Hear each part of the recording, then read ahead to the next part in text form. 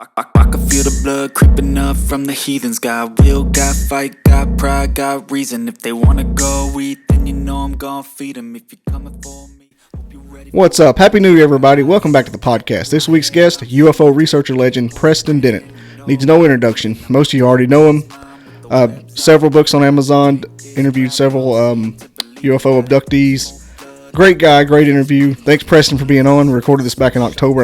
I was excited. I wanted to drop it then, but I said I'm going to save it for the new year. That way I get 2023 popping off just right. But until then, check out newly renovated BobbyDizzle.com.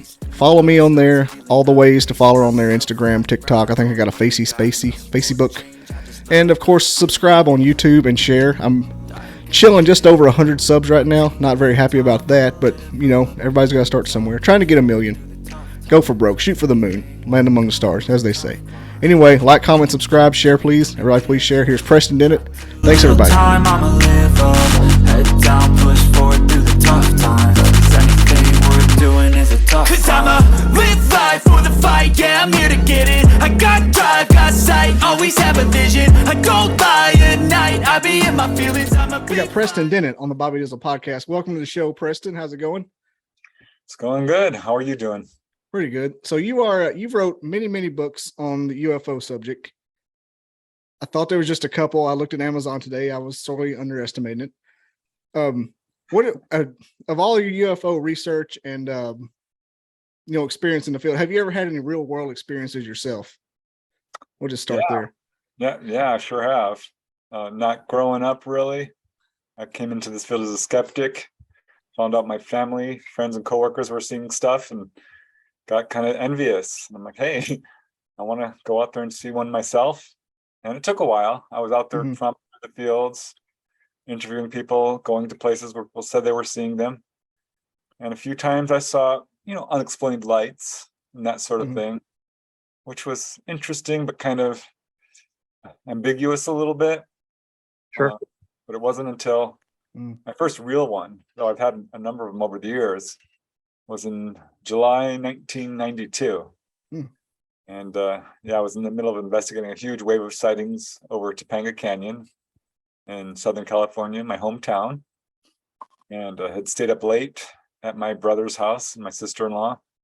They were kind of helping me through. It was a hard time, in a way, dealing with all of this. And it got late, so I'm like, okay, I have to go home. They lived in Woodland Hills.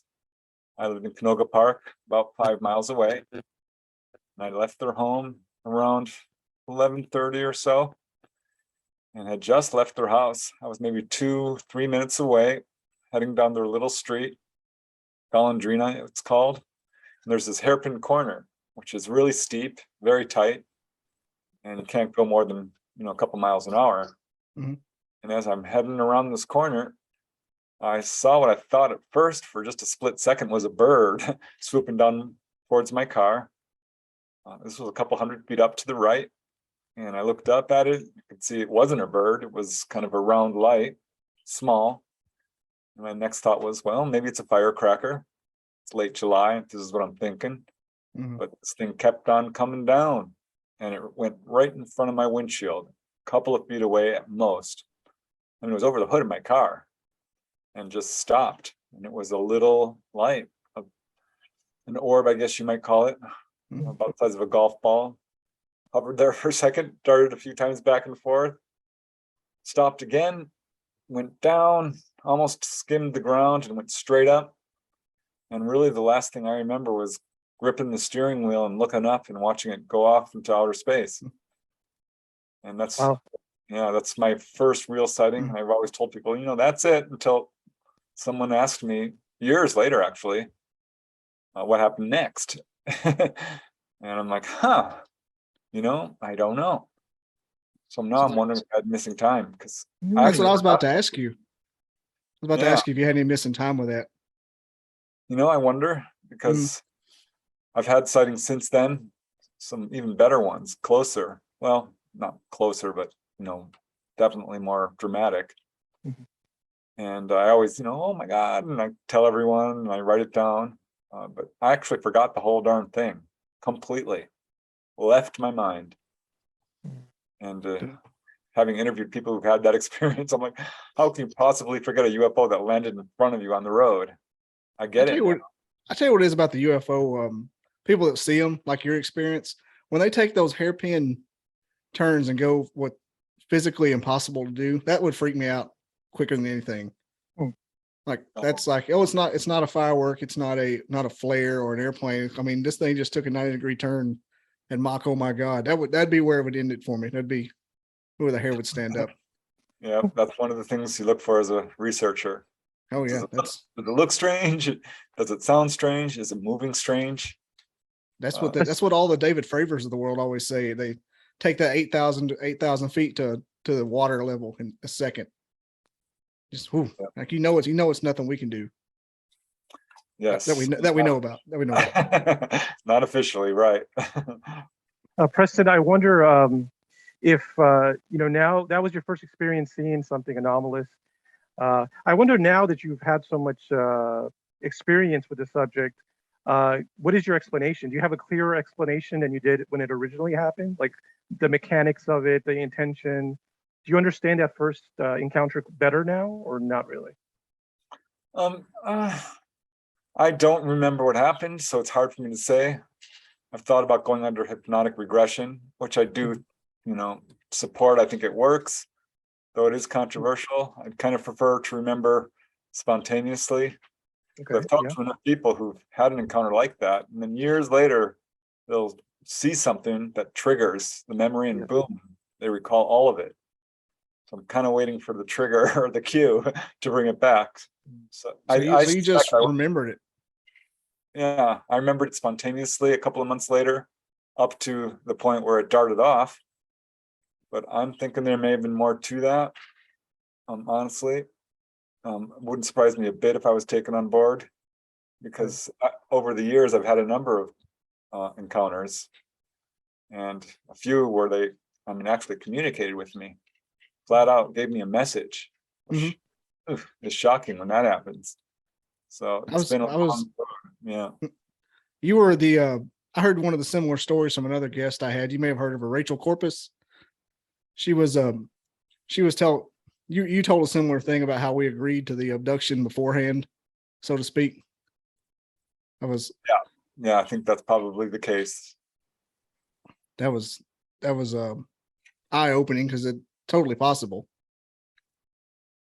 Yeah, I know a lot of people feel like, oh, this is against my will, and they're, Greys show up and they're like, come with us, don't be afraid, we won't hurt you, and they have a very strong fear reaction, and next thing they know, they're on board, and that's about all they remember.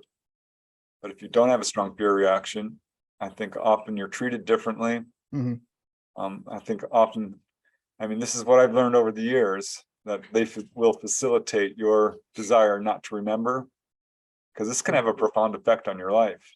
There's case after case that supports this. One I'll point to is the encounter of Raymond Moody, sergeant from New Mexico, and he was taken on board and didn't remember until 2 weeks later, spontaneously recalled. And he recalled that the ETs actually told him, you're not going to remember this for a couple of weeks. You need to settle down first, and you'll remember when you're ready. And that's what happened to John Hunter Gray and his son in Richland Center, Wisconsin. This happens in a lot of cases. I bet it does. And Betty and Barney Hill sounds a lot like theirs too. Yeah. You still think theirs is valid, or was it? I heard somebody trying to debunk it a few months ago, and I was like, wow, it's the first time I've ever heard a debunked story from that bunch. Now, what I like about their case is they had no precedent. There was no one that they could have possibly copied their story from. And the details that they share are ones that we've now heard over and over again, in terms of how the ETs look, and what the inside of the craft look like, and what actually happens when you're taken on board. Very similar to a lot of the ones I've heard. Exactly. Yeah. Almost like a blueprint.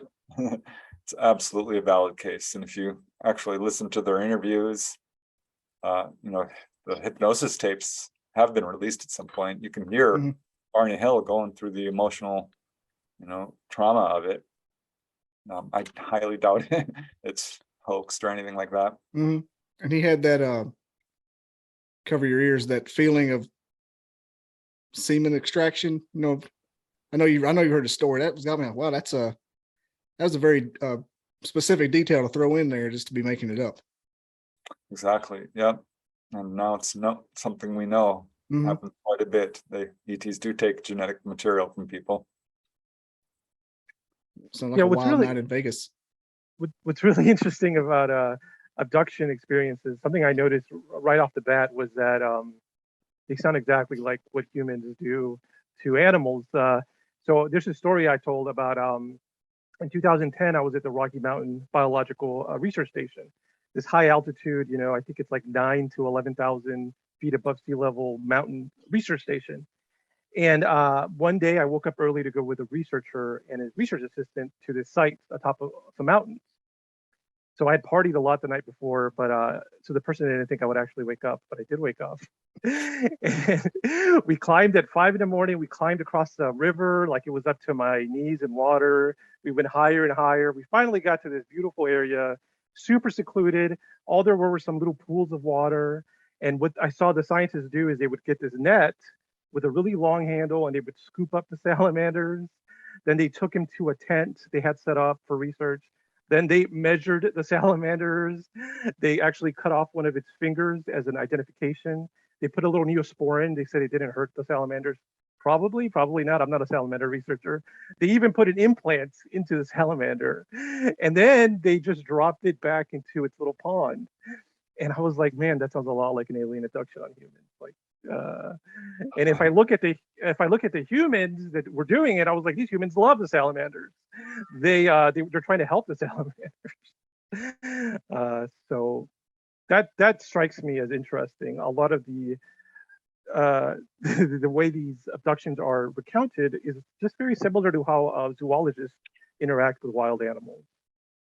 Yeah, I think there are some parallels. I'm not sure it's exactly the same thing, but I think we've come to, as researchers, know pretty much what exactly goes on when someone's being contacted. They're not being kidnapped against their will. This is something on some level they've agreed to. It's not harmful for the witness, though it can be certainly frightening and traumatic, especially at first. But if a person has repeated contact, almost always, I won't say every time, but usually they will come around and realize, okay, I did agree to this. This is for my own benefit. And what, being physically examined is probably the scariest part for most people. This is where they often heal you. This is the subject of my first book, UFO Healings. I documented 100 cases, and that was in 1996. I've since put out another book on that, and I've got more than 300 cases from pretty much every major researcher across the world. This is absolutely one of their primary reasons for taking people on board, is to heal them and make sure their genetics are okay, because we are doing horrible things to our bodies. And that is just one of their, what I would call, agendas. They're certainly trying to warn people about our use of nuclear weapons and material. That comes up quite a bit. They warn about wars and aggression and greed and corruption. They warn about our destroying our own environment.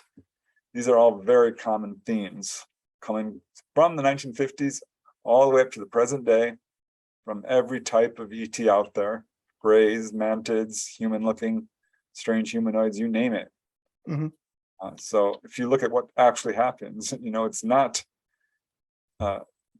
malevolent really at all.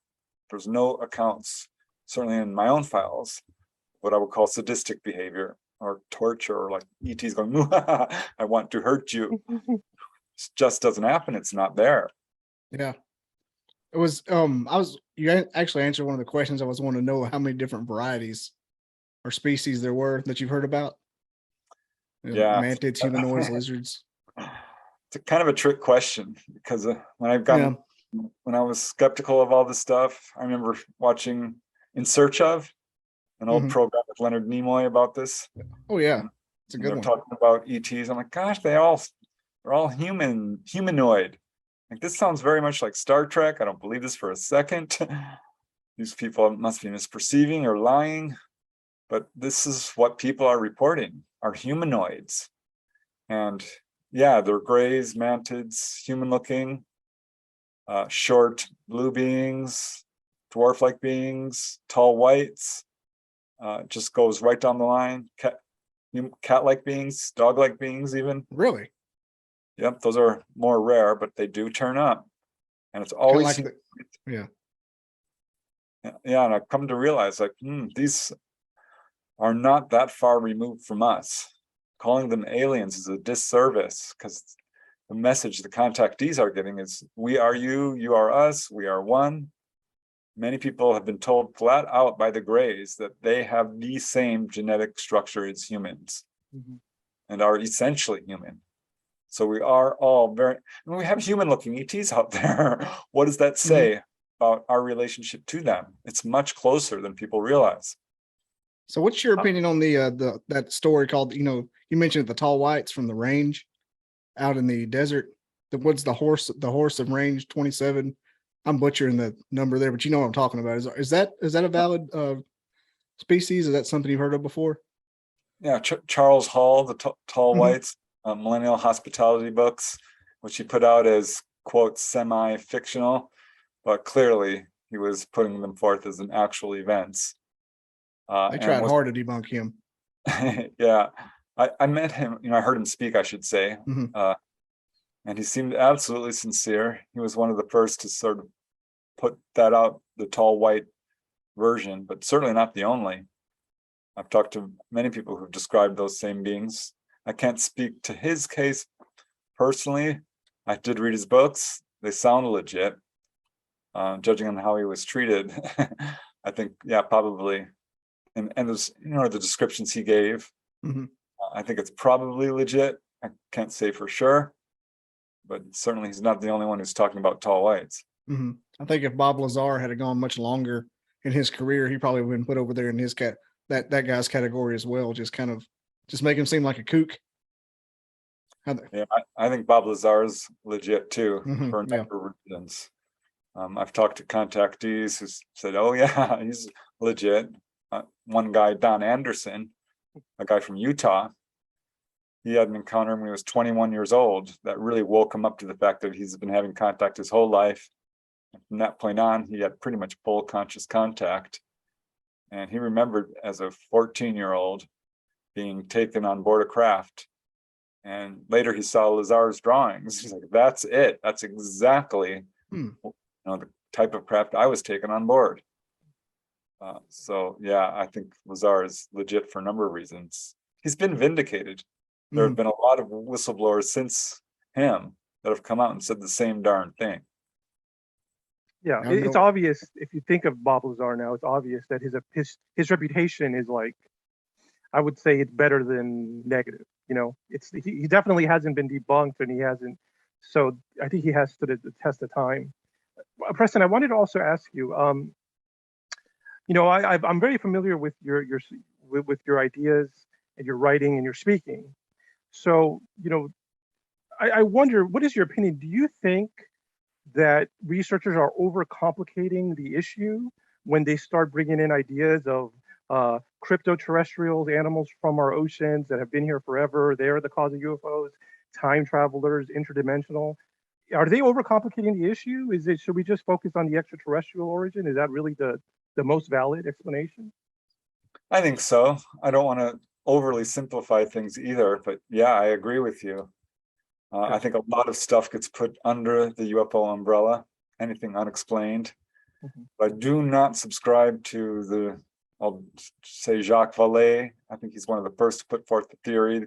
But there are others, John Keel, Lauren Coleman, that UFOs are not extraterrestrials and are an intelligence, a mysterious intelligence that masquerades as ETs, which is a very complicated sort of anthropocentric theory, which the mechanism behind it is absolutely not explained. I think there's a lot of resistance for whatever reason to the idea of extraterrestrials, which surprises me, because if you look at the evidence in its totality, the extraterrestrial theory, and I hate to even call it that, far explains the evidence better than any other. You can call them time travelers because yeah, they do have the ability to time travel, but that does not preclude them from being extraterrestrials.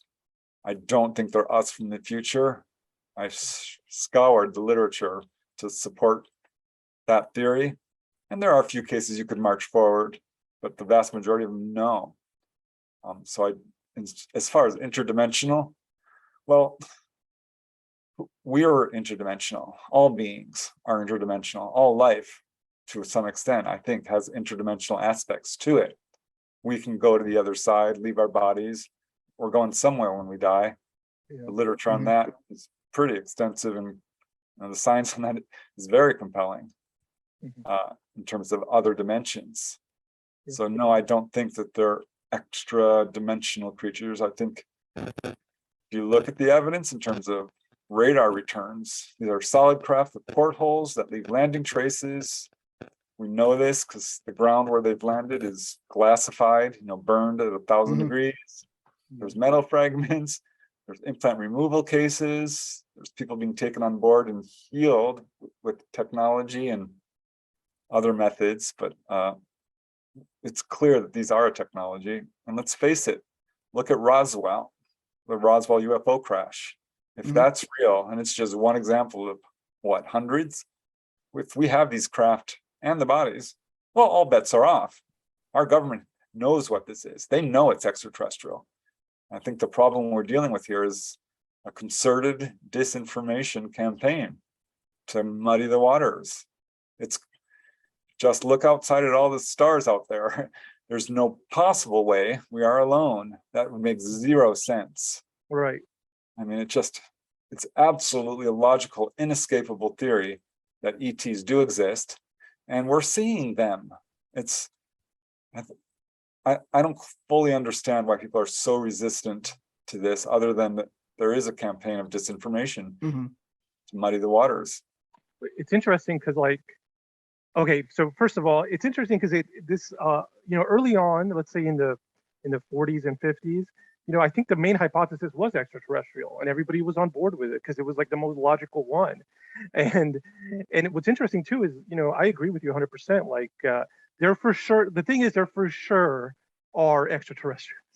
For sure, they're out there. For sure, and for sure, they're very advanced. Some of them are very advanced. So it's like, yeah, that for sure is happening. I don't know for sure if there's interdimensionals or time travelers or cryptoterrestrials. But then it's like, the thinking went through a shift, where it went away from the extraterrestrial hypothesis in the community, and it went to all these more esoteric explanations. And I wonder if we're due for it to come back around now, back to extraterrestrial. We had our little fun, our little, adolescent stage in the subject, but maybe we should settle back on extraterrestrial to make some progress. I think so. Though I am kind of intrigued by the term cryptoterrestrial, because people think of us, we're terrestrials, right? But are we really? To every other being in the universe, we're extraterrestrials. And the fact that some look just like us raises serious questions about human origins. And did we even really evolve on this planet? Reptilians are often pointed to as, I think, a good example of a possible cryptoterrestrial, and that they may be living on this planet. Interesting. I don't know. I don't have a whole lot of reptilian cases, honestly. But, the subject of my latest book is a lady by the name of Dolly Safran. Right. She's a fully conscious UFO contactee. I wrote a book about her experiences called Symmetry, a true UFO adventure. And her case is different from most of the people I've interviewed because she has very extensive experiences, does not need hypnosis, has no fear of her encounters, has had hundreds upon hundreds of visitations and onboard experiences. She will not use the term abduction or abductee because she does not feel that this is negative for her at all. And she has been told flat out that they are extraterrestrials. I mean, she knows. And they have told her that, yes, we are the message I said earlier. We are one. You are us. We are all one. So she's absolutely convinced, and so am I. And I think that most contactees, almost like 95%, feel that they are extraterrestrials, not demons, not angels, not some mysterious intelligence. not time travelers, extraterrestrials. It's a simple logical explanation. Mm-hmm. You hear demons a lot, and you want to think that maybe because it's I say more logical explanation, but it just doesn't fit the MO of every other demon experience you've ever heard of. Like usually it's horrible, but this is more like a science, like clearly it's some kind of science experiment or a medical examination. I looked into the paranormal in depth because people started reporting ghost encounters and Bigfoot and OBEs, out of body experiences, and demonic hauntings. And I mean, it goes right down the line of all this paranormal stuff is sort of comes along with this subject. And I've read all the books on demonic hauntings. No, these are not demonic. It's just not the same thing. No, it follows a very set pattern of demonic haunting.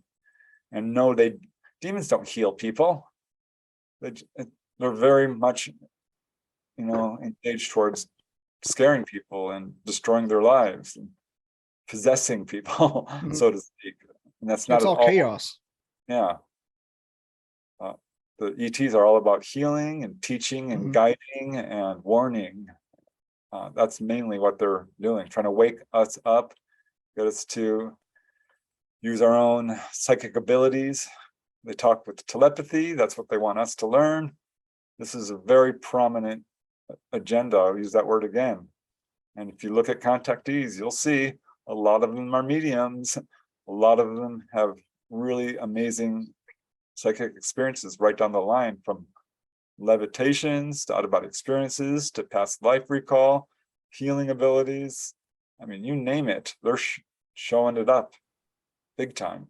Seems to be a commonality amongst the ones I've talked to. Have all been way on the clairvoyant side. The ones that have the most detailed remember. The ones that are most scared aren't the clairvoyant type. Yeah, my heart goes out to people who feel like this is a negative experience for them. I kind of get it. It can be scary. But the problem is when you're in complete abject terror, you're not able to communicate. You're not able to observe well. You're not able to, remember well. And there's an immediate assumption that this is bad for me because it's so darn scary. I don't like it. But people who are able to move past that, that's when you get to the good stuff. And it's absolutely good. They will take you to other planets. Dolly Safran did that many times. It will That's show my you. next question. I was going to ask if any of them had ever done. I would, maybe it's kind of immature. I was thinking maybe it's kind of immature, just us humans. Like, hey, can you take us to see another planet? And they're like, you're stupid human. Why would you want to see a planet? They're everywhere. But so they do take you to other planets. Oh yeah. I mean, a lot of people will basically look, the craft wall will turn transparent and they look down and there's Earth far below. There's hundreds upon hundreds of cases like that. And there's a smaller number of cases where it goes beyond that, where people have fully woken up. One guy, a Navy medic I talked to, Kevin Cannon, great witness. Unfortunately, he recently passed away, but he did talk publicly about his experiences. He's in one of my books. They took him to see the moon. He said he nearly crapped his pants when he saw the Earth come over the horizon, because he was thinking, is this the desert? He saw craters and all this. And I've heard that a number of times. Another guy I interviewed, Jay Gardner, a contactee from West Virginia. He was 12 years old. They took him on board and they said, we're going to see the planet Saturn. Took him there and showed him. And that I've heard from many people. Dolly Safran had the same experience. She's a contactee from Georgia, Florida, that area. And she was, 14 years old. She was having lots of missing time, right? Had another missing time experience at age 14, but remembered it the next morning just through concerted willpower. She was tired and she's like, I need to know what's going on, and put forth the effort and did remember. And she recalled them taking her up. She freaked out at first. They calmed her down and said, let's go. And they actually sat her in the pilot's seat and allowed her to steer the craft, which is exactly what they did with Jay Gardner. And she also saw Saturn. And they took her to the moon too, actually landed on the surface. And I know how this must sound to a skeptic, but I'm telling you, there's case after case after case of this, particularly among those who have had the courage and the wherewithal to wake up and face their experiences head on. And she ended up having a lifetime of experiences and going to full on other planets. The Greys took her to their home world, which has much less gravity, huge tall trees. She was taken there with other contactees, and they taught her all kinds of stuff, not only about science and biology and astronomy and chemistry, but morality and ethics, and spirituality and psychic development, and more. And asked her, what do you want to learn? And she says, I'd love to learn how to fly the craft. And that became the focus of her experiences. And she became basically a UFO pilot. And again, I know how this must sound to skeptics, but if you look into this, you will see a number of contactees reporting this. It is not uncommon. Hey, I'm here for it. I'll take this all night. You're talking right up my alley right here. That's kind of like what I think about, like, the abductions like overnight. So, they're taking Alpha Centauri or whatever. They must have some hell of technology. Oh, like yeah. Millions of years beyond ours just to go over there like a weekend trip. I wanted to ask you, Preston, if you could estimate, I know this is I understand it's a hard question. You may not be able to answer it, but if you could make an estimate, how much time do they have on us? How much more advanced are they? I've suspected it's anywhere from 2,000 to 2 million years. But what do you think? I asked Dolly about this. She can't say exactly. I like her case because she's really lucid with all this. And I think pretty much all contactees and the vast majority of researchers do agree that they're vastly more advanced than us.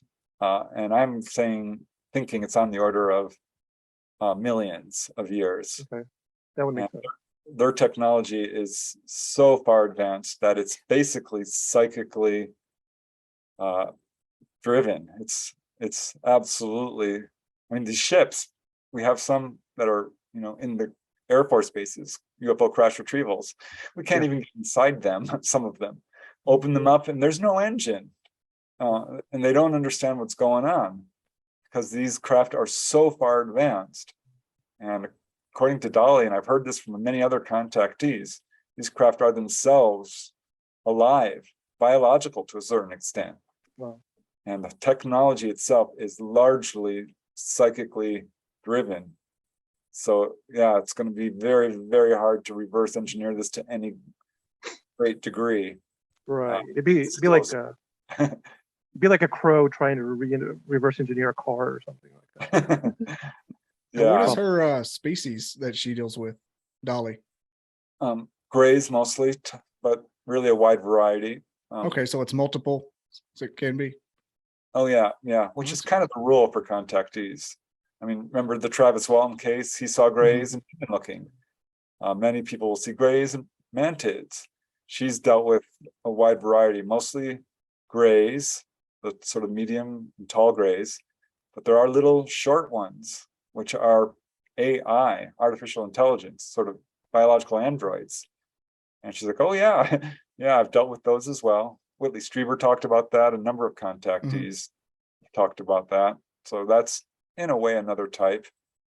But tall whites, short little blue beings. My own sister-in-law, who illustrates my books, had encounters with these short little blue beings.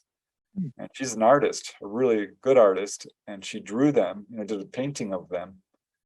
And I will show this illustration to people who say, I saw these short, squat little blue beings. I don't know if you ever saw Whitley Strieber's movie Communion. Yes. But he had a representation of these guys, which looked very much like what my sister-in-law drew. I ended up showing this illustration to, not a number of contactees, but Dolly Safran. I showed it to her and she's like, yep, that's pretty much it. Very accurate. So there's a wide variety of types. What's interesting about the types is that there's one type. So you sent me a picture of the cover of your book called Extraterrestrial Healings or UFOs That Heal. And there's this illustration of, I guess your sister did it, of a gray, okay?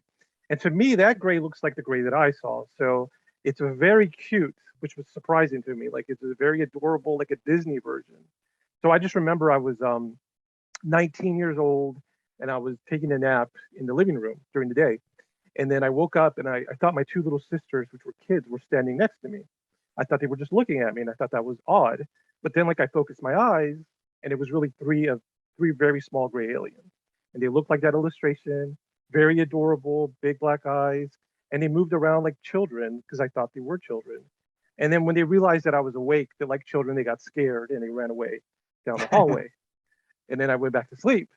But yeah, I'm thankful that I saw them, and that they were adorable. I'm thankful they were not terrifying to me.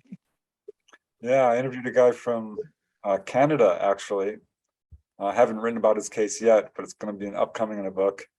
And he had an encounter with the gray, and he said the same thing. It was very adorable, very cute, very playful in its interaction with him. And he was shocked because this was some early on before this was in the media. Okay. And all these stories about scary grays came out. That was not his experience at all. Right. I love it when an artist like Betty Andreasen, she's had a lot of encounters. She's a Massachusetts-based contactee. She was able to illustrate her beings. Kathy Davis, that's a pseudonym from one of Bud Hopkins' case. She drew the beings. Again, looked very much like what my sister-in-law is drawing. So yeah, I think that's much more accurate than a lot of the fear-based sort of narrative that's been put forth. Well, yeah, it's fun. It's funny because like I could see how you could take that image that I saw, and let's say you could change the lighting, add some atmosphere, and you could make it look scary. It's all about the context, I think. And I think, yeah, we're getting these different representations, but it's because they're under different contexts. Yeah, well, go back to the Travis Walton case. One of the guys in that group was an artist and ended up working with Travis and put out some really good pictures for, his book. Originally, I think it was the Walton Experience, Fire in the Sky. And Travis Walton initially was, this was terrifying, very scary, but now he's come around and said, you know what, I think they not only were benevolent, but saved my life. That's the conclusion he's come to. He got too close to this craft and there was an electrical discharge, and they basically pulled him on board to make sure that he was okay. So I'm encouraged that people are beginning to come around and realize, no, they're not here to eat us. That is just too many horror movies. To serve man. Right? No, it makes zero sense when you think about how long they've been around, how truly advanced they are.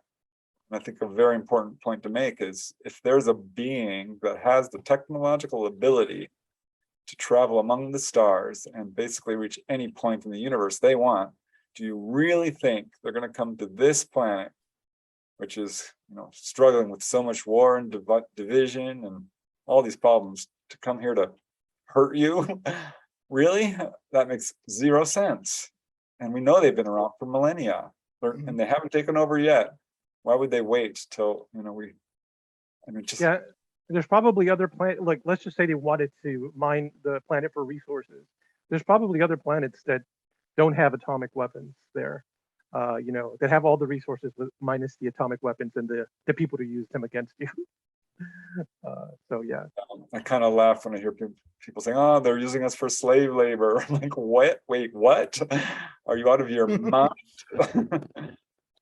Yeah, I think what part of the problem is we're dealing with a government that does not have our best interests in mind, that is covering this up, lying about it, putting forth a false alien threat narrative, and actually abducting people, MILABs, military abductions, and are negative and are sort of being put forth, I think, to confuse the issue and make people think ETs are a threat when they're not. The only ET threat is to them and their power structure, their control over humanity, which is done. It's falling apart. Cover-up cannot go on. It's not sustainable. Interesting. I think that's really the only reason that we're seeing any amount of disclosure at all. It's because if they don't, they're going to lose control of the narrative. I talked to my friend who's a skeptic. He's a medical doctor. I've talked to him. I've gotten to move a little bit closer to the reality of UFOs and extraterrestrials. But he made a good point that I hadn't thought about, even though I am a scientist, and well, he's a scientist too. But he made the statement, nothing can hide from science forever. It just cannot happen. And so if you look at this extraterrestrial thing, I mean, how much time has it been? We could just put like, the 40s or 50s. We could put a timestamp there as far as the government hiding everything. That's not that long when you look at the scale of time, of humanity even. So yeah, I think I guess I agree. Yeah, I think science, just the way, because it's out there, because of humanity's use of it, it's going to become apparent that it's true. And so it's interesting you're saying that the military is aware of this and they're trying to give more information so they're just trying to remain in control. And part of that is giving us more information, but misinformation. Is that what you're saying? Yeah, 100%. I think Okay. if they don't start to disclose, they will lose all credibility, because now the media is saturated with reports. I think the average person knows what a UFO is. Most people believe that they're real. The amount of evidence out there is fairly conclusive in terms of landing traces and radar return cases and metal fragments and injuries and healings and animal reactions and electromagnetic effects. I mean, I could go on. What's interesting? The evidence is overwhelming and scientists ignore it. But it's funny to me to think about, like, I've dealt with scientists who don't want to deal with the paranormal at all. Even though I present evidence, I'm like, here's a published research paper about UFOs. They're like, I don't want to look at it. But it's funny because I see, scientists are like, I could see why they wouldn't want it to become known. They fight against it because let's say they're studying, fish or insects or volcanoes, whatever.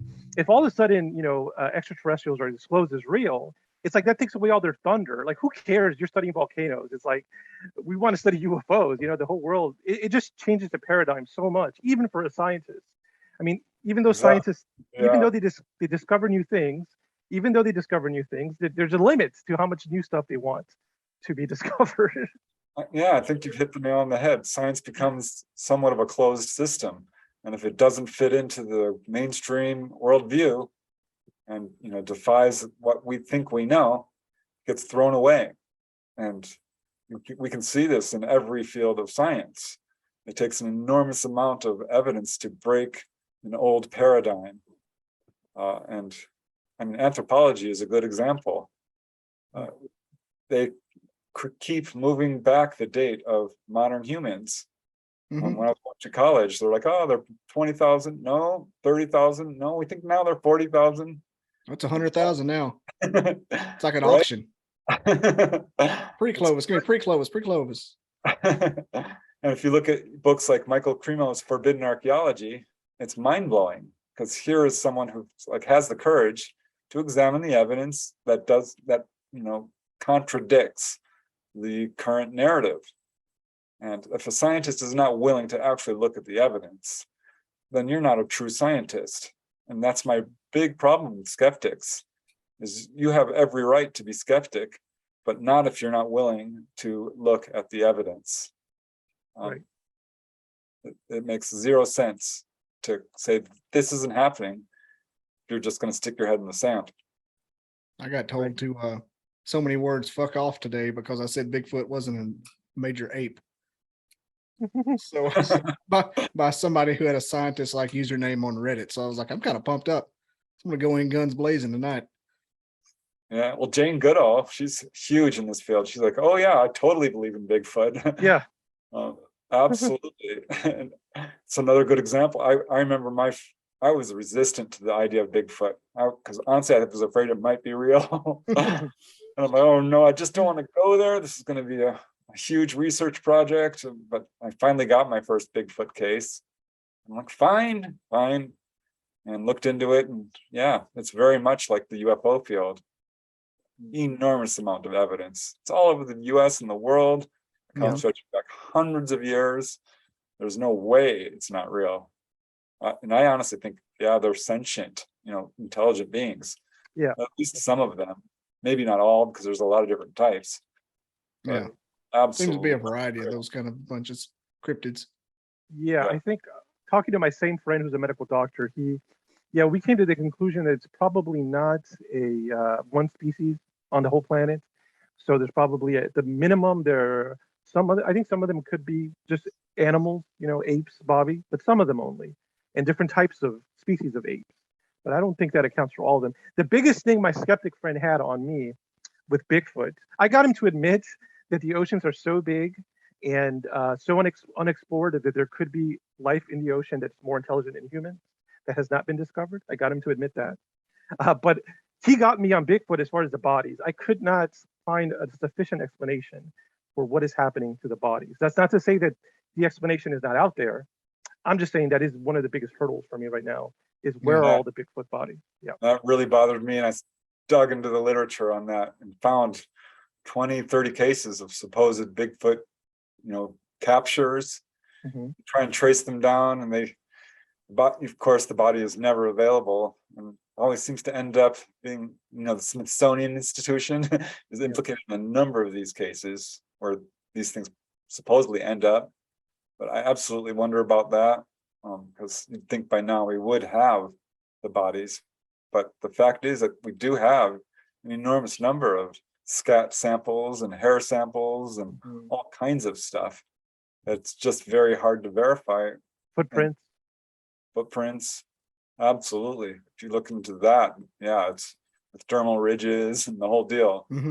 Doubt that this is real, but getting mainstream science to accept it is like pulling teeth.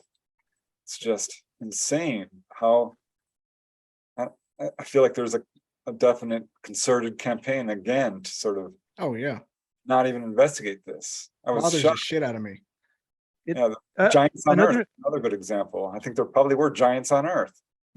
The evidence for that is amazing, and I had no idea. That slid under my radar for years. Me too, actually. I have heard just a little bit of it, but now that you're telling me, I wasn't aware that was strong evidence. That much strong evidence. Those skulls in that cave they found, like why weren't we told that in history class? Right. I mean, it's true. It's not fake. It's those giants. That's why I was so scandalized when I found out UFOs were real. I'm like, because why they didn't teach this in school? What, there's a cover up? I can understand. I don't know why. I can understand why we can't know about aliens. Maybe we'd freak out. Why can't we know about Bigfoot though? I mean, what's so? Maybe they're just as influential over us as the aliens are. Maybe it's the same scenario. They're just terrestrial based. I wonder, if they're sentient, if they're intelligent, maybe people will have a big problem with sharing this planet with another species. But we share this with so many people, like, oh, I'd love to see an alien. I'm like, well, look around you. Look at dogs, look at cats, look at dolphins, look at giraffes. These are all species that are, alien to us in terms of not being us. But the fact is we're all very much related. The genetics on this planet is strikingly similar. Well, yeah, it's interesting because this is one of the closest things that I have to religion as a scientist. But it sounds very spiritual, but this is the current evidence supports this idea, is that every living thing on this planet, butterfly, a leech, myself and you, we all share one common ancestor. We all are blood related. So if I'm looking at a butterfly, that's like, we're related by blood. That's my relative, because we came from a single organism. And it's not hard to see why. Preston, you're gonna. This is right up your alley, but it's because of bilateral symmetry, basically one of the reasons. So if you look at any animal, like a leech, like a millipede, like a ladybug, you notice that if you put a line right down the middle, the left looks just like the right. And humans have that. Why do we have that in common? It's because we share a common ancestor, basically. Yeah, that's why we call the book Symmetry, the book I wrote with Dolly Safran, because that was one of the primary lessons they taught her. There's symmetry to life throughout the universe. And yes, there are ladybugs on other planets, and giraffes, and pine trees, and all of life. In fact, here on Earth, we share genetics, just like you said. Celery has genetic strands that are identical to the genetics we have. Yeah. We're all, I love what you said. We're all blood relatives. It's a really good way of putting it. Yeah, it's true. But yeah, that's kind of religious to me. I mean, because it's actually just science, but the spiritual implications are like, look, I got to treat everybody well. You're related to me, just like I would want to treat my sister well. And Watson and Crick, the guys who discovered the double helix, said, this looks designed. We think this could be evidence of extraterrestrial intervention. I mean, they said it flat out. I thought that was interesting.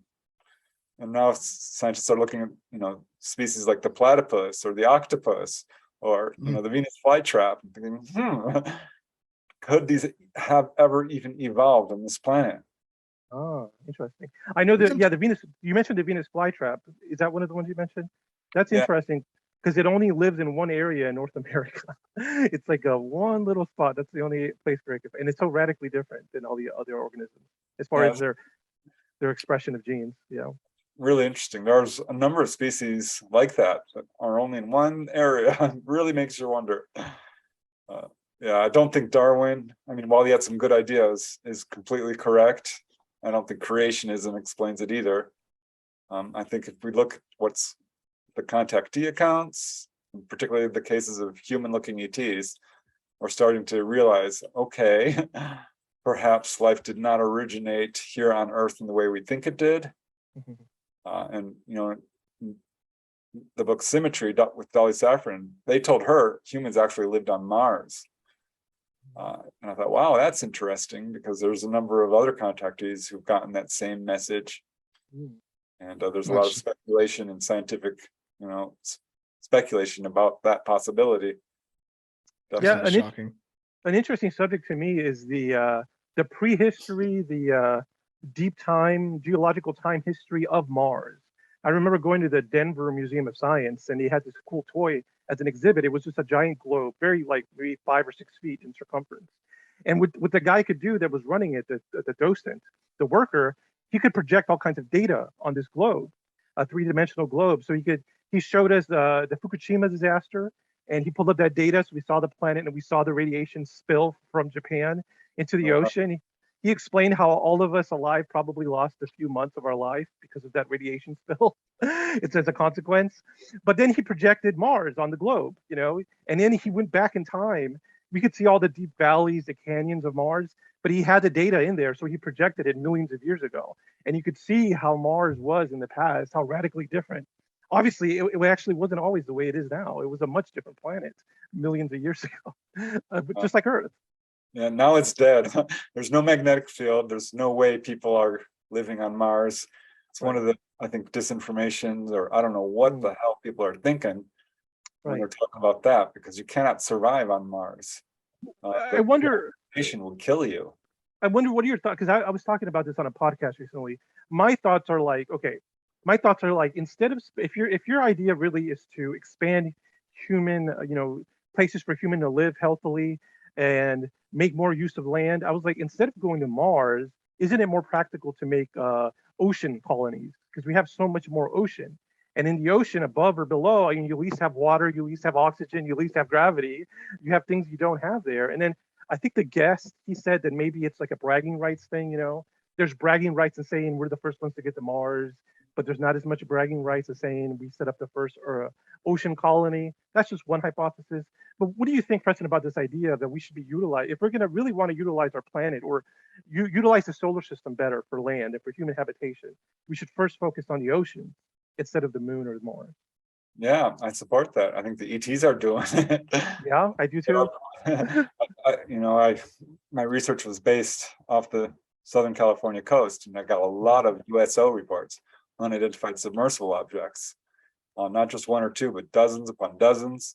I started really digging in, and like, wow, some of these cases involve hundreds of objects literally coming up out of the water. And there are some people who claim to have been taken to an actual undersea base. And we do more research on this, and there's some whistleblower accounts that we ourselves do have undersea bases. So I think that has been done. I have a interesting story that I picked up. Okay, so I was working at a hotel, installing electronics in a hotel room. Okay, and this hotel was near a military base. So we went in this one guy's hotel, and he was like, he worked in the military. I don't remember what classification he was. But I asked everybody, I'm like, hey, have you ever seen anything weird in the sky or had a strange anomalous experience? So I'm over here fixing his internet line, and he tells me, he was like, okay, yes. He says, I used to work in the military. I was in a submarine. Okay. We tracked for several days, we tracked a large object that was going faster than any animal could. We couldn't identify it. So it's like a USO basically. And so he admitted that to me. I thought that was interesting. And then another little detail he put in there was that nothing to do with the military, but he said his mother, who had passed away, had often talked about talking to extraterrestrials. He's like, yeah, my mom told me that she would visit with extraterrestrials and she would talk to them. And I was like, oh, did you ever get any follow-up on that or ask her, or she had passed away at that point? But he's like, no, she just told me that, and she was a sane woman, and I just never really did anything with that information, I guess, unless other than share it with me. So I'm just saying those USOs are out there. Yeah, I think my favorite USO case that I personally researched involved a gentleman by the name of Ray Sachs, who was an electrician's mate on the USS Clamagore, Okay. Which actually carried nuclear-tipped torpedoes, which was public at the time. This was like early 1970s. Wow. And one evening, he's heading up the east coast of the US. They're on the surface. They're moving at about, I think it was 12 knots or so. And he's on lookout with another petty officer. And there's the commander up on deck and the second in command. When this USO comes zooming in from the stern at like 100 knots, far faster than anything we have, right? And it was big, and it came right up next to the submarine, which absolutely does not happen with conventional vehicles. You don't come within a quarter mile of each other. Right. And this was right next to it, 100 feet wide. Couldn't tell how deep down it was, but it was round and lighting up the water completely, and paced the submarine for full 15 minutes. And he was in touch with the sonar room. So the captain turns to him, the commander says, what are they seeing? And they weren't seeing anything. It was not appearing on sonar. He joked with the commander. It's like, maybe it's Captain Nemo. The commander did not think that was funny. But one by one, the high-ranking officers came up on deck to look at this thing. And no one could identify it. It was totally silent. Ray Sachs, the guy I interviewed, was talking jibber-jabbering with the other guy. And the second in command was like, shut up, stop talking about this. You're not to talk about this. And at this point, the object darts away in another direction at about 80 knots, still faster than anything we've got. And the second in command, this is according to Ray Sachs, turns to the commander and says, sir, how would you like me to report this event in the log? And the commander turns to him and says, officers who report this kind of event in the log do not move up in rank. Oh. And that was it. So this event was not recorded. I have to believe the commander told his superiors, because, I mean, shoot, this thing was that close. It was obviously unexplained. Right. And they told him, don't talk about it, but he goes down deck and he's absolutely swamped by every other guy on there on board. Like, what did you see? It was the buzz of the Clamagore for weeks, and not the only incident he had.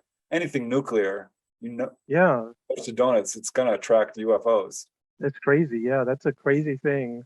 It's a crazy pattern at the nuclear. So I wonder if, because I was like, how can I use it to my advantage if I want to see a UFO?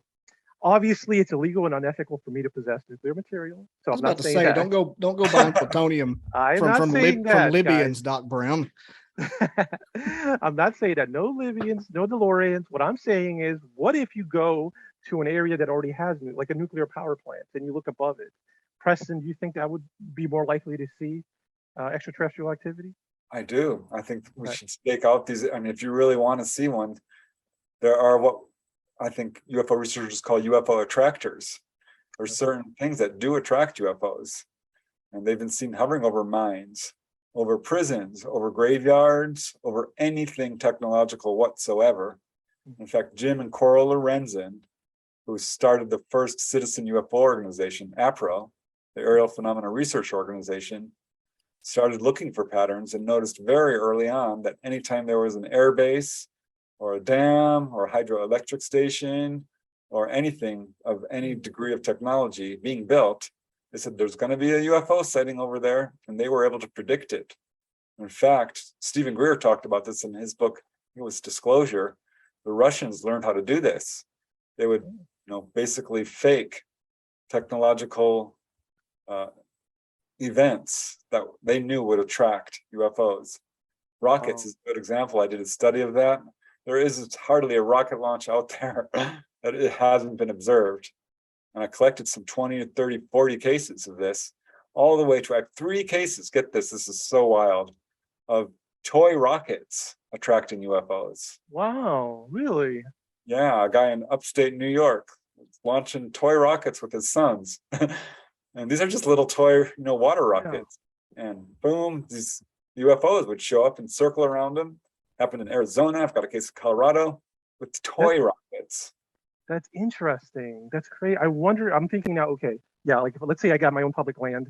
Let's say I want to attract them. Okay, what if I could do toy rockets, but what if I just start building a large rocket, but I don't have any of the dangerous components? I think it's legal to build the outside of a rocket on your property. I don't think there's anything against that, So I wonder if that would be like faking, the rockets. I wonder if that would attract something, Yeah. Well, I talked to another guy who was a set dresser for NBC, and he went down to the La Brea tar pits one day to do a little publicity stunt where they basically built a peacock's tail, the NBC logo. Yeah.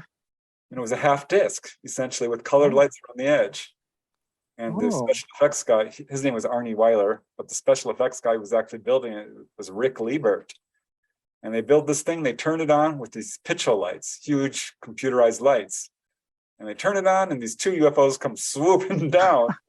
And Arnie Weiler's like, oh my God. He turns to Rick Liebert and says, look, there's UFOs. And Rick Liebert just kind of shrugs and says, oh yeah, every time I do this, these guys come down. Wow. So Arnie tells me, so I'm like, I want to talk to Rick Liebert. This is crazy. Are you kidding? He's like, sure, you can talk to him. I've got his number. And Rick Liebert's like, oh yeah. I'm like, give me an example. And the best one he could give me was an incident, that one as well, but an incident done in San Diego in 1978 or so. What was then the tallest building in San Diego. And they had set up this 22 watt green argon laser, which was playing in beat to Pink Floyd and other rock music. It was a publicity stunt for a radio station. Yeah. They had contacted the FAA to make sure they could send this laser off. And they turned it on, and it's darting around. And he says, moments later, this huge V-shaped craft with the flat black metal, 3 lights on each side of the V, comes right down over the top of the building. All 10 of them who were involved in this stunt saw it. And there was a much smaller one way up there. UFOs almost always come in pairs, by the way. There's always, they have their wingman. That was something I learned early on. I'm like, wow, So it looked like the Vegas lights just appeared, or not the Vegas, but Phoenix lights. Yeah, well, something like that. Yeah, I don't think it was quite as big as that. Yeah, but it says it came right down. You could hear it going, making a low humming noise, and it was clearly investigating these lights. And I started looking at other cases that happened at Burning Man in Las Vegas. That festival, people were lighting up lights, and boom, it came down. There's cases. I bet that is interesting for them. Yeah, a guy faked a UFO, a disc, little lights on it. A UFO came swooping down to investigate it. So if you want to see one, lights. That's perfect. Well, thank you for that detail. Yeah, what I'm thinking now, like I'm trying to, I design experiments, so I'm always trying. I'm like, every experiment I design has to be practical. Number one, you can't. What use is an experiment if you can't actually do it? So it has to be practical, which means it's cheap and legal and ethical. So I'm like, okay, now that you told me all that, I'm like, what would be really good is on my property. It's Christmas time is coming. What if I say I'm going to build a Christmas decoration out front that's basically a large UFO with lights? So that makes sense. People do have lights in the front yard. But yeah, what if I just design a big, lifelike UFO with lights for Christmas? I wonder if that what would attract something. Honestly, I think the best method, because this is a big thing now in the UFO field. This is the forefront of research. CE5s, they call them. Yes. Human initiated encounters. And what really seems to work, honestly, is meditation. It's basically telepathically reaching out to them on a regular basis, going out there. It works best, I think, if you go to a hot spot or bring along a contactee who's already got a connection. Yeah. But yeah, people are doing that successfully. I was a part of Stephen Greer's group for a number of years, CSETI. Oh. He came to LA and, spoke, and we went out, and one came down the first time we went out. I was shocked. Could not believe it. It was just an anomalous light, but I've taken enough astronomy to know it wasn't a satellite or a balloon or anything like that. And I went out regularly. We ended up having a core group of about 10 of us, and we had some good sightings over the years. I was going to ask where you stood with Stephen Greer, what you thought about his research and his unacknowledged. Yeah, well, I think he's doing some good work in the field. I don't agree with everything he says. Yeah. I think he's gotten a little bit controversial. I don't like to bash anyone in the field, honestly, but No, I think he's collecting too much money to do this kind of stuff. But absolutely, I think he's doing some great work in terms of the CE5 movement. He's really pushed that forward. The disclosure movement. I disagree with him and a number of other researchers who feel like the vast majority of UFO encounters are MILABs, military abductions. Because I think a lot of people are having genuine contact. I really do. But yeah, I think, I support anyone who's willing to stick their neck out and talk about this subject in any capacity. And I do agree with him that this is not a threat to us, that the ETs are not here to hurt us. So yeah, I think he's doing some good work, but I don't agree with everything. that's fair. Do you happen to know, Rich Hoffman from the History Channel, MUFON? Not ringing a bell. He's been on a few MUFON channels. He worked with Heinrich with Blue Book. Oh, Heineck. Yeah. He worked with him. He's been on. Rich Hoffman lives here in Huntsville. He hired me for my last job I had, and he's been on History Channel several times. He's been on this podcast a time or two, or just once. I've tried to get him another time. I just see if he knew him or not. Big MUFON guy. I can't say that the name is ringing a bell. It wouldn't surprise me. Yeah. Well, it's one of those things, like if you saw him, kind of like Crazy Hair on Ancient Aliens, if you saw him, you'd be like, oh, that's that freaking guy. You're like, yeah, I know him. But anyway, yeah, we've eclipsed an hour here, and I can't believe it because it feels like 3 minutes. It really does. So I want to do my oh, he froze up. Is he still there? Yeah, he's still here. Preston's doing his best. Ooh, he's back. Oh, there he goes. He was doing your best statue impression. I've never seen one better than that. Can you still hear us, Preston? I'm here, yeah. Okay. Yeah, you froze up good. It was incredible. I think the aliens were trying to stop us from talking much more. But I was going to say, since we eclipsed an hour, I was going to ask two selfish questions and let you go, possibly to speak with Wild Trees. But what from your reports and any reports from people you talk to, what validity does the moon landing have? As far as yeah, I 100% believe we went to the moon. There's really no way that could have been faked. Mm-hmm. I mean, that was so widely viewed by people that there's just no possible way that did not happen. You know what's funny?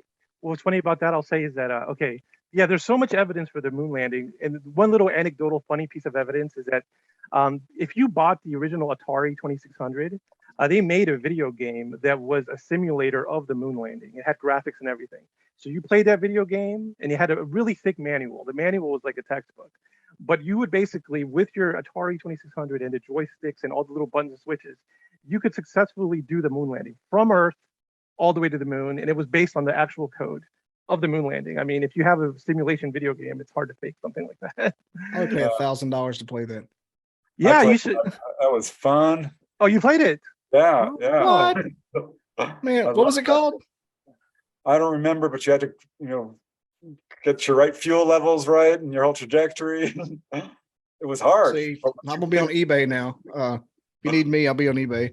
You could probably get it for like less than $200. You could get the console. It's probably you can find one that works. Yeah, the only reason I asked that question was I was like, maybe it was like a two-parter, A and B. Has anybody ever did a flyby in a craft to see the flag and the lander base. Maybe somebody had like a make a wish abduction. Can we take me to see the moon landing real quick? Well, Dolly Safran did actually have that opportunity. They say there we go. So she did it. She did it then. Yeah. And if you look at the contactee accounts, I think that they did find stuff up there that they're not releasing. According to a number of insiders, Chris Kraft or Maurice Chatelain, and a number of them. We were followed to and from the moon. A lot of the astronauts have said very veiled comments, or not so veiled even. Yeah. So they're over that ridge. I can see them. I think for sure that, because they've said, oh, we've released, all the footage. I think some of it may have been actually full on faked in a studio. And I think that, they've said, we brought all these moon rocks, but they have not released them. Next, they said, oh, we lost some of the moon footage. I'm like, really? You lost it? I don't believe that. Didn't make backups when you got back? Thousands of backups? Yeah, I think if you look into the whole, is there alien artifacts on the moon? You're going to be shocked. Yes, I think there is stuff up there. It may not be something you would look at and think would be an alien artifact too. Like, we don't know what we're looking for. It'll be right under our face. Right. And another thing, why do you think we quit going? I mean, is it because of H3? Nixon, Big Oil made them quit going because of H3, or did it just? Yeah, that's not opinion. my expertise, but I've looked into it, and from my understanding is that we were basically warned off, that we were doing things that were not going to be permitted in terms of like exploding a nuclear bomb on the moon. I think that was our plan. And that was not allowed. Dick move. It does seem shocking to me that we haven't continued the moon program. There has since been, many probes. Clementine went around the moon, and I think we're planning on going back. But it's my understanding that we will, or to a sense, quarantined, to an extent, I should say, on this planet until we shape up and stop killing each other and lying to the people. We're not going to believe it. It's like there's some kind of like throttled down, something throttling us back, because we should be more advanced than we are right now. The 50-year rule, they say. Yeah, our governments are really badly mishandling this whole ET contact, and the decision to cover up and lie to the people, I think, is going to be one that ultimately proves to be a very poor and misguided decision. Right. No, absolutely. Well, it's not hard to see the government has made so many blunders of all sizes and shapes. I love America. I'm just saying Tuskegee experiments, et cetera, et cetera. Right. It happens. After hearing you talk, it sounds more like we're not allowed to know about it because it would make us better than the elites. Like, we wouldn't need them. We could maybe reach our singularity. Yeah, it's got that feel to it. Like, we wouldn't need all this protection. We would need welfare or oil, especially oil. Damn, that'd be over with day one. Goodbye, oil. Bye. And that's behind. I think the cover up is the oil industry, the pharmaceutical industry, and the. That's part of my moon landing thing, because I got H3 up there, and Crater powers the United States for 10,000 years. Well, one shipment of that back to America, the oil industry's dead as soon as it lands. So I think that had a lot to do with it too. Yeah, we have to stop looking to our lying government for answers, because they're not going to tell the truth on this. Even though they give me my paycheck, I still feel you 100%.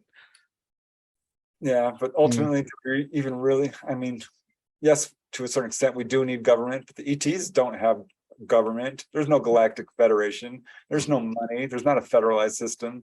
They work together for the common good. No Council of Ricks. I don't have any good evidence of it, according to the contactees I've interviewed. It's not like that at all. No, I'm out. Okay, my last final Make-A-Wish Bobby, question. I was gonna say, me and Preston, we're gonna do our interview tomorrow, so we don't have anything planned. That's fine. Okay, I still don't want to keep him much longer than an hour, because that's what I don't want to be that guy. Don't go on his show. He goes for 4 hours. I've already warned him. I warned Preston about that already. Oh, I try to wrap it up. I try to wrap it up hard. But what is the what do you know about Roswell? Like, the evidence behind it, the real life evidence. I'm 100% convinced it's real. I have 5 of the 50 books on the subject. Well, I have probably closer to 10. but there's at least 50 books on that case. And I love this case. It's the grandfather of cases. It's the most famous, I think, in the world. And what I like about it is that investigators, and there's a lot of them, have interviewed the people who saw this thing come down, who saw it on radar, who found it on their ranch, who were taken to guard the wreckage, taken to pick up the wreckage, taken to drive the wreckage to the base, flew the wreckage, studied the wreckage, studied the bodies. I mean, we've interviewed people from every aspect of this case, from every angle. Air Force wrote out their own book. Oh, it's the mogul balloon, and those were dummies you saw. Well, wait a second, dummies, really? 1947, when they were not even being used? Yeah, it's an absolute legit case, and I think one day it will break wide open. Boy, it almost did. They releasing that press release and saying, we found one, we've got one. If that had not been retracted, we'd be living in a different world today.